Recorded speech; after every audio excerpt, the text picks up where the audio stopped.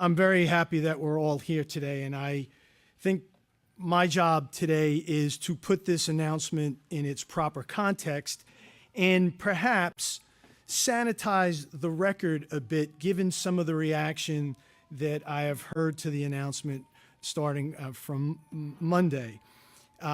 For a very long time, Staten Island was on the outside, longingly looking to be a part of New York City's fast ferry system. This did not sit well with me. I've spoken about it publicly. I've spoken about it privately with the mayor.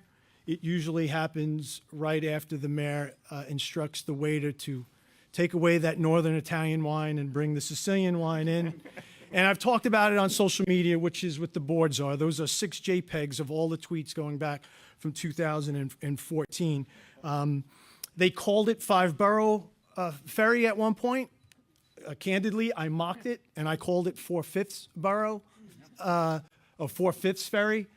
Coincidentally enough, they changed the name to New York City Ferry sometime after that.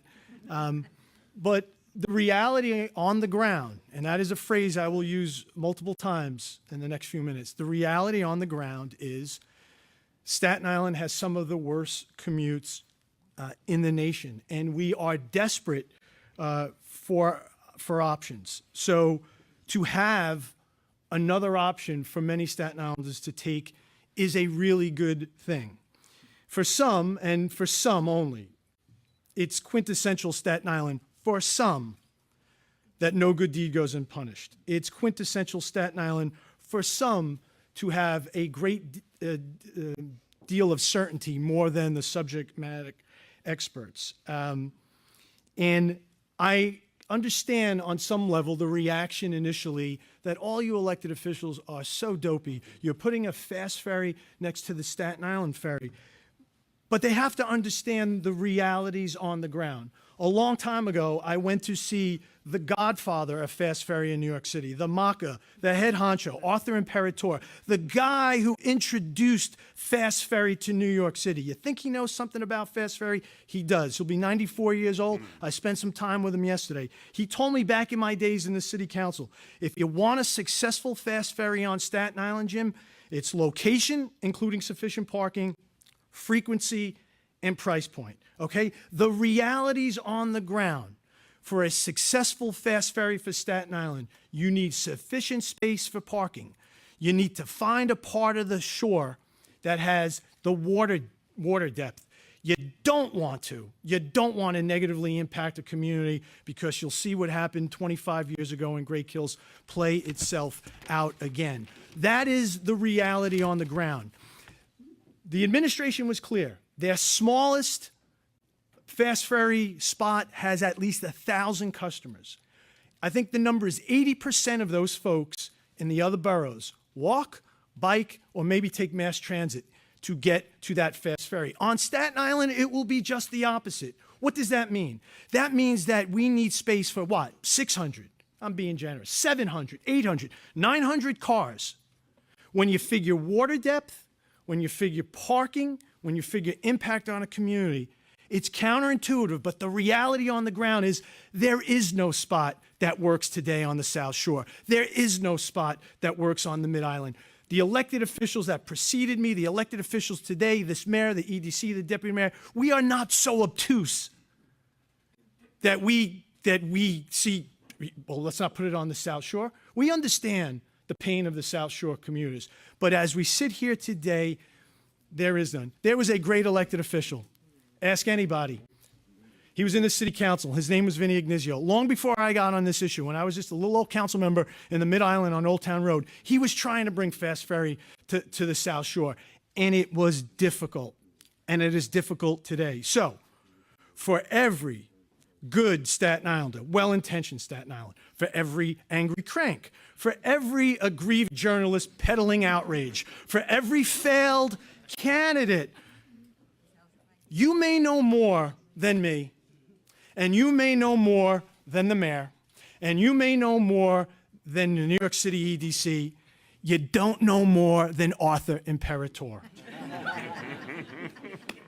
And that's the truth. Now, I will close eventually.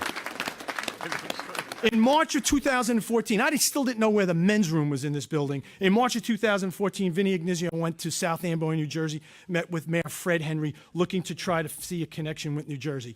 We went to Perth Amboy, Mayor Wilda Diaz. We brought it to City Hall to meet Deputy Mayor Glenn.